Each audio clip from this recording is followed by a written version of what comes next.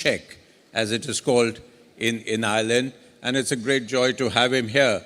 Back to Mumbai, Mr. Varadkar, Excellency. How does it feel? You've been to Mumbai before.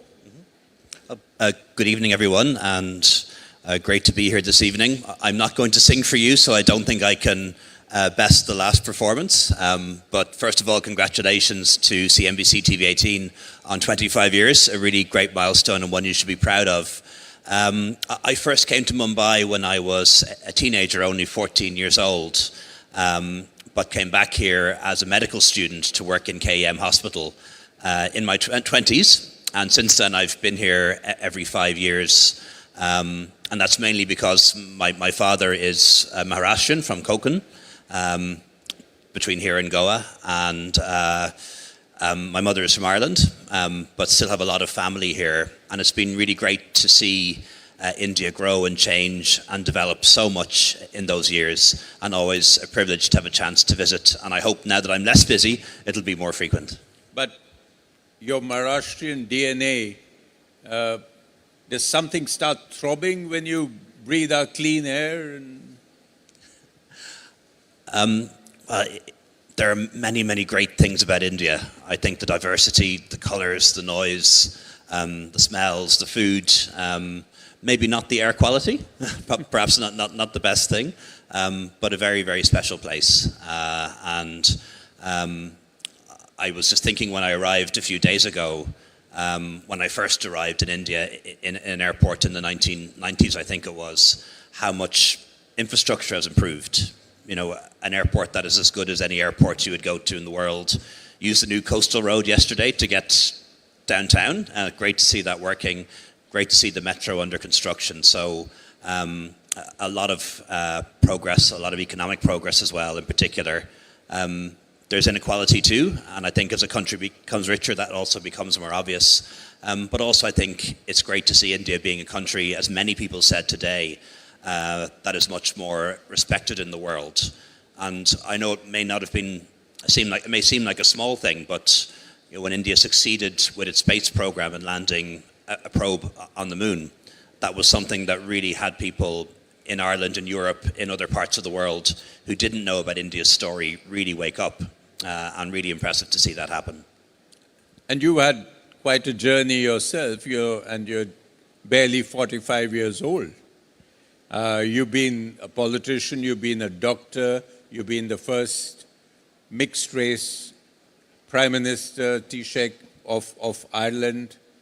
How has it been? Are you in awe of yourself? As I say, pride comes before a fall, so I think it's never a good idea to be in awe of yourself. Good to work hard, as Mr. Murthy said, but also to be aware of your own limitations. But I've been very lucky as well. Had a good education, becoming a doctor, worked in that for 7 years, then went into politics, 20 years in Parliament, but spent most of that time at the cabinet table as a government minister, and then 7 of those 13 years as Prime Minister or Deputy Prime Minister, helping to lead a lot of changes in my country, in Ireland. And it's been a privilege to have that. It's hard work, it's also a bit of luck, that's the truth of life, but also hopefully have a lot more to offer. As you say, 45 years old and a lot more to do.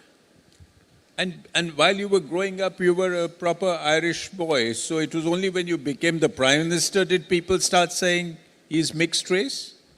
No, I think from my dark skin and my Indian surname, it's pretty obvious that I'm not a regular Irish person, for want of a better term.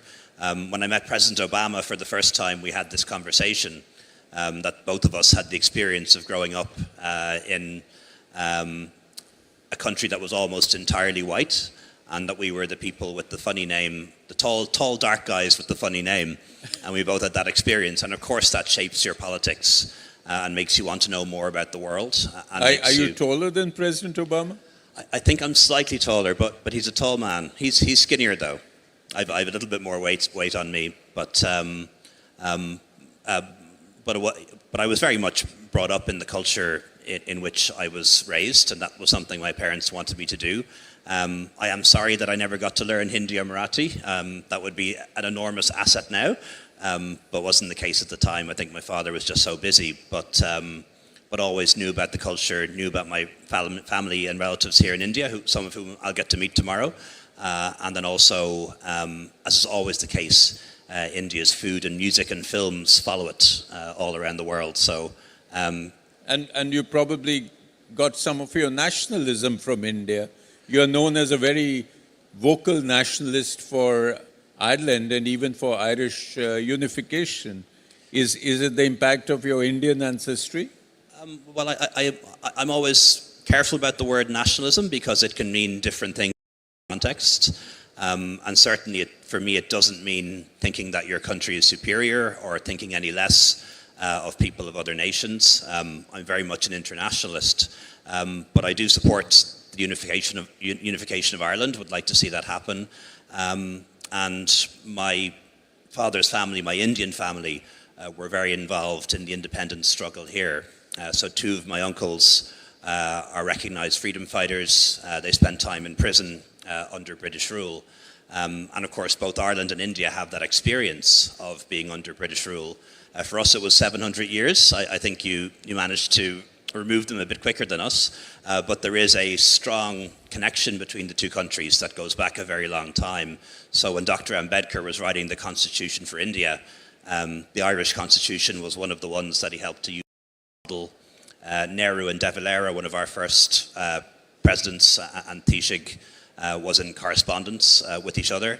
And then there's this literary connection between Tagore and Yeats, so it goes back a long time. And then, of course, you'll know the role that Irish priests and nuns had in education in I'm India. I'm a student of Irish brothers in school, and they did a great job. They used to pinch us very often, but the rest was okay. That's against the law now, as you know, but I hope they gave you a good education. But yes, excellent. We're going back to the freedom movement commonalities. I'm sure you know, Excellency, that our revolutionaries were also very close in touch with each other, and sometimes even after their death, because the Indian revolutionary Udham Singh and the Irish revolutionary Roger Casement were hung in the same prison, in Pentonville prison in London, and they were buried in the same unknown patch for years.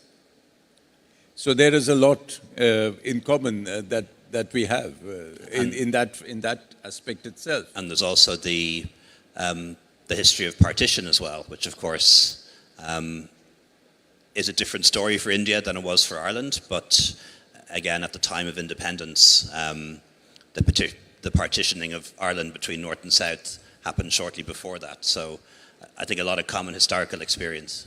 Yes, Excellency, I think one of your great achievements has been making sure Good Friday Agreement, the spirit of Good Friday Agreement stays, and even through Brexit, you fought very hard to make sure that there is no land border or a customs border between Northern Ireland and the Republic of Ireland. So much so that a Tory MP, I think, said, "Oh, why does he behave like that? He's behaving like an Indian." I think that was a compliment in that context, so happy with that.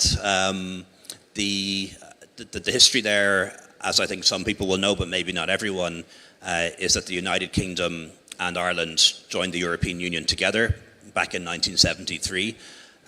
They decided to leave, we decided to stay. So we used the euro, we're in the European Union. But because Northern Ireland is part of the United Kingdom, Northern Ireland had to leave too, even though most people there didn't want to. And that created a real complication for us because we've had peace for more than 30 years. And that's based on an agreement where the two communities share power in Northern Ireland, and there isn't a border between North and South. People can move freely. Aside from the fact that the phone signal changes and the currency is different, you wouldn't necessarily know that you'd crossed a border. Some road signs are different, but that's all. And we were very keen that shouldn't change, that the fact that Britain and really England, because it was English people, not Scottish people who voted to leave, that wouldn't cause the North and South to become more distant, and we really didn't want there to be a hard border or physical infrastructure. So I had to work hard both with Prime Minister May and then Prime Minister Johnson and then later Prime Minister Sunak to make sure that we had an agreement in place to keep that border open, but also so to allow people to move freely as well. It's not just about economics, it's not just about goods and trades and tariffs, it's people being able to get on a train in Dublin and get off in Belfast and do their work there and study there without there being any barriers.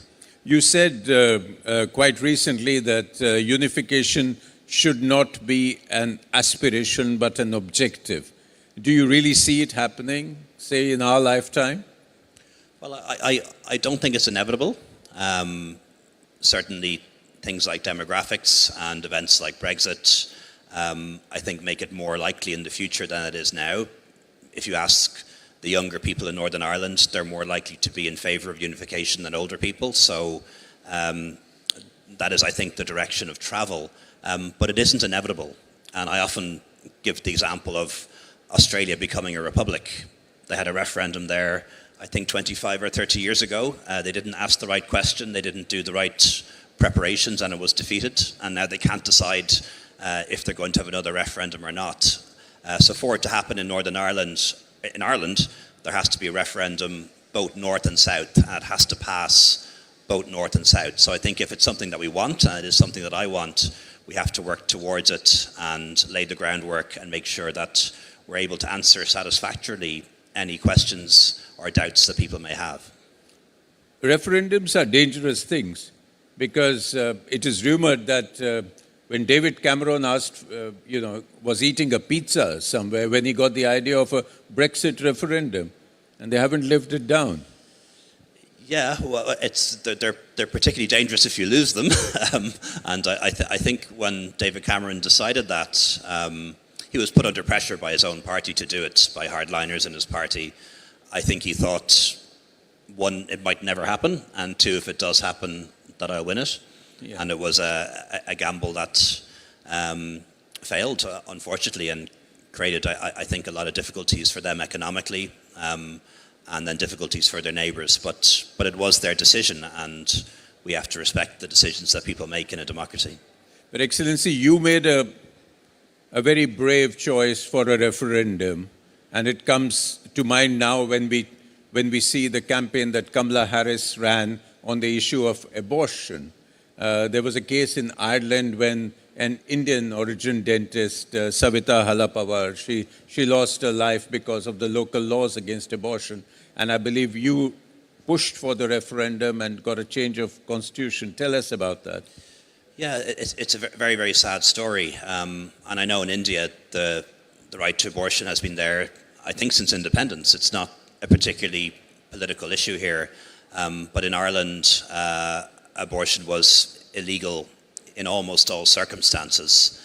And that law was made even stronger in 1993 when a conservative country, and we put into our constitution a provision preventing any government from liberalising the law.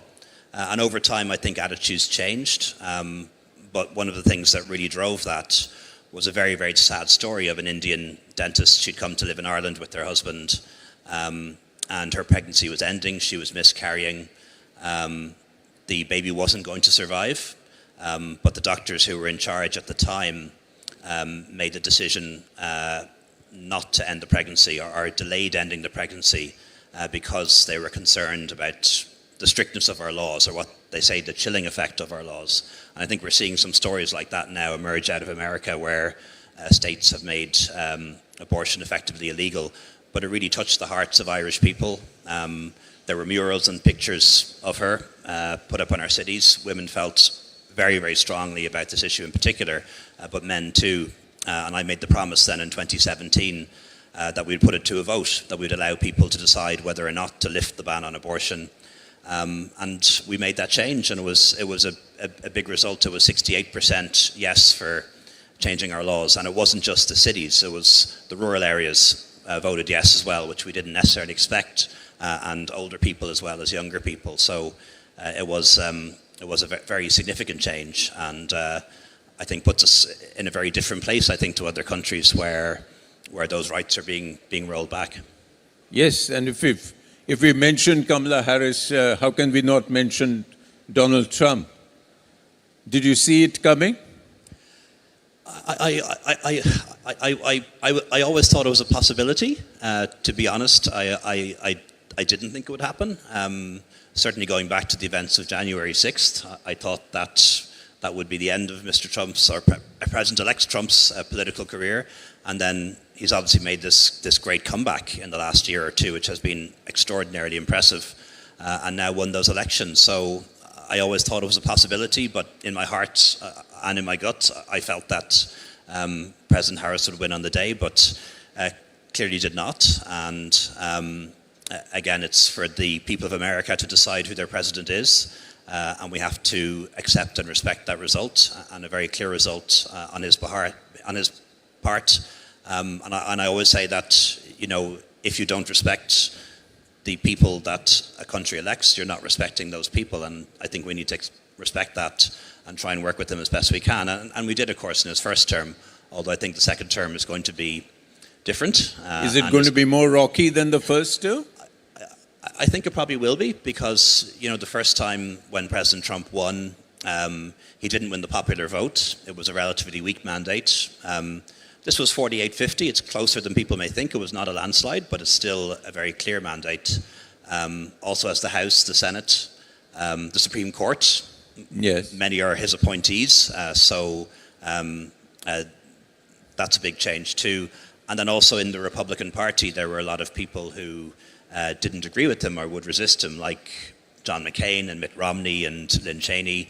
And all those people are gone now. He's very much in control of his party, and you can see from the appointments made to the new cabinet. So I think the second administration, Trump 47, will be more radical and will be able to get more of their agenda through than Trump 45. So it's something we have to be prepared for and be aware of around the world.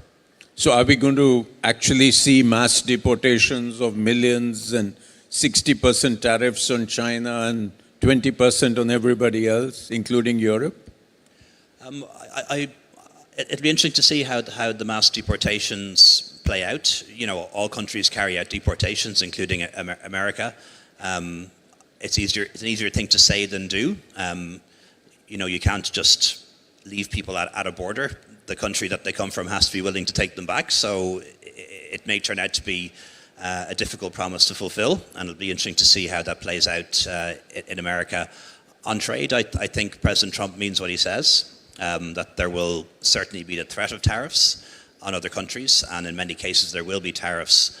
But that, of course, means there'll be a response. So products being imported into America will be more expensive for American consumers, and American products will become more expensive for us to import. And there are potential opportunities there, I think, particularly for countries like India. So if President Trump puts up trade barriers to the rest of the world and to Europe, at the same time Europe is trying to de-risk but not decouple from China, there's a real potential for India there, I think. And somebody was saying before, earlier on, how India is not yet the factory of the world, but it could potentially become the factory of the world, particularly when it comes to Europe, because if we're moving away from China and America's moving away from us, there's a big opportunity there for Indian manufacturing and Indian companies as well, which is why it would be great to have a trade agreement between the EU and India. I know we've been talking about that forever, and because I think of the bureaucracies on both sides, it's been hard to make it happen. But even a basic light one to get it started would be. Well, you have India bonus. Inc. here, Excellency. So what would you like India to do to be more present in Europe? I know we are present in Ireland. Could you tell us if that's been a success, and what are we not doing enough? Well, I think, speaking as an Irishman, we now have a very big Indian community in Ireland. We have a skills deficit, and there are a lot of Indian people with skills, and they're filling big gaps in our economy and big gaps in our public services, and we're very grateful for that. And also a lot of students too, who then choose to stay for a bit longer. I would like to see more Indian companies invest in Ireland. There have been a few emphasis, for example, Wipro, the software company, TCS has a big operation in Ireland, and just in the last year they won the contract to run our new public pension system. So, you know, a very huge contract, and amazing to see an Indian company win that. But we'd like maybe more Indian companies and Indian business leaders even just to come to visit Ireland and to see what we have to offer, because it's English speaking, because there's a very positive business culture, because we're in the Euro and in the Eurozone. I think if anyone is thinking of having a base in Europe, Ireland is one of the best choices that you can make, and that's beyond the advantages that exist around tax and so on. So we'd love you to be in touch with our consulate here in Mumbai. Our consul is here, and our IDA of offices here too, and just have Ireland on your agenda, and we'd love to have you visit and see what's possible. But are the walls not actually coming up? If you're talking of tariffs, you're talking of protectionism, people are becoming more, immigration is becoming more difficult. So is this going to be a one-way street, or do you still have hope that we'll go back to a globalist world? I have a lot of hope. My politics is liberal, it's internationalist. I believe in free trade, free enterprise, the free movement of people. And I know there have been setbacks in recent years. But I strongly believe that the arc of history bends towards progress, as somebody said. But of course, there'll be setbacks on the road. But we shouldn't think that history has ended. There will be more elections all over the world in the next couple of years, and the results of those elections are not determined. But I do think those of us who have a liberal and open view of the world will have to listen to what people are saying when they don't vote for our candidates, better understand what their concerns and fears are. For some people, it's change happening too quickly. For other people, it's change that they're opposed to. But we have to understand those issues and try to convince people. And that's, I think, a challenge for all of us. But if I can push you a bit on this, a lot of Europe is going right. There, in many countries, you have right-wing leadership, and at the same time, you're adding this whole security issue. If the United States withdraws from Europe, what happens? Is everybody going to start looking inwards, start preparing their own defenses, or are they going to abandon Ukraine in the process? I am very, very worried about Ukraine. I know people around the world have different perspective about what's happening in Ukraine. Some people see it as a proxy war between the West and Russia. Some people blame NATO expansion for the war in Ukraine. I have a totally different view, because I asked the Ukrainians what do they think and what future do they want for their own country. I allowed a Ukrainian refugee to stay in my house for 9 months after the war, and what I see in Ukraine is a small country next to a big country, a bit like Ireland is next to Britain, and that big country wants to be able to tell it what to do, wants to have it in its sphere of influence. And I think the Ukrainian people should be allowed to decide for themselves what their future is. If it's in the European Union, if it's in NATO, it's not for America or Russia to decide that. They should decide it for themselves. And I would be concerned that there could be a change of policy now from the US, and Ukraine won't have the support of the US. I think that will then trigger the European Union and European countries to work together and be stronger, because we have relied on the United States for our security and our defense for 75 years, and we can't assume that anymore. Even if it's not President Trump, there'll be another president after him, another one after that, and for too long Europe has relied on the United States for its own security, and we now have to do that and do that for ourselves. And one of the things I did as Prime Minister, Ireland is not in NATO, but we brought Ireland into the European Common Security and Defence Policy, which is called PESCO, and I think we're going to need more cooperation on that level. Well, you resigned as Prime Minister after being so successful, and when you resigned, people likened you to Jacinda Ardern, the New Zealand Prime Minister, and she said she ran out of fuel. Did you run out of fuel? No, I think it was for different reasons, and I know Jacinda Ardern quite well. She was one of the few people I told a few months beforehand that I was thinking of stepping down, because it's still relatively unusual for politicians to resign before they have to. For me, I was in it for a long time. 20 years in Parliament, 13 in government. If I'd run again, I would have been looking for a third term as Prime Minister, a fourth term for my party. And I wasn't loving it and enjoying it in the way that I was before, and that's me being very honest about that. And the other reason as well is that I do think when you make changes, when you do things in politics, your political capital diminishes over time, and mine was certainly starting to diminish, and it's very hard to replenish that. You can, but very hard to do. And I took a decision that for my party and for a lot of our candidates, some of whom are personal friends, that we might be able to do better under a new leader. And there is evidence that that's been happening. Since I stepped down, we won the local and European elections. But it's very hard to know when to go, because there's always another project you want to finish, or another thing you want to finish off. And now that you left, you've done Prime Minister, you've done everything. The last inevitable question, what next? Well, I'm not sure, but I'm going to spend most of the next year really doing a few different things, and then maybe decide what I like and what I want to do next. I definitely don't want a full-time job.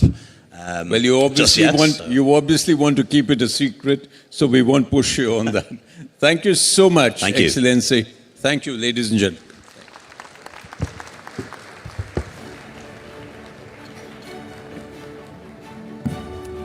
Well, thank you, Dr. Varadkar and Mr. Sarna, for that conversation. I hope you all are enjoying the day here in the audience. And to make it even more memorable, do click some pictures and don't forget to post them on your social media handles.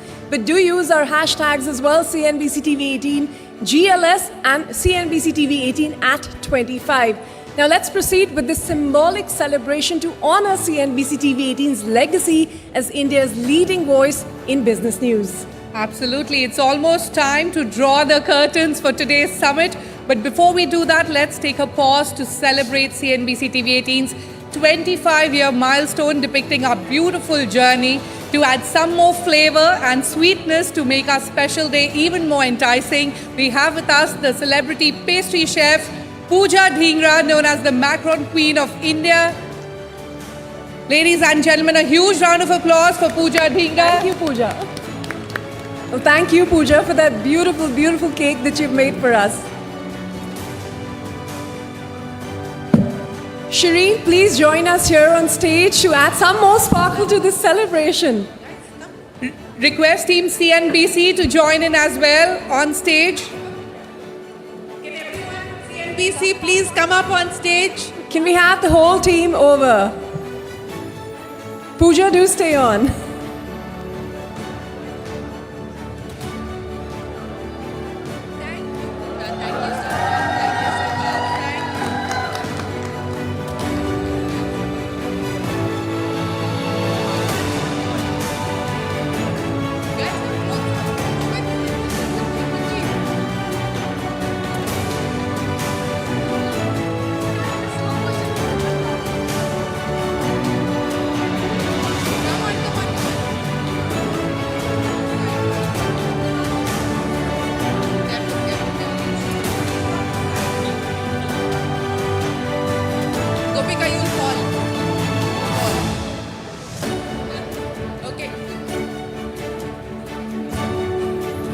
Ladies and gentlemen, on behalf of the entire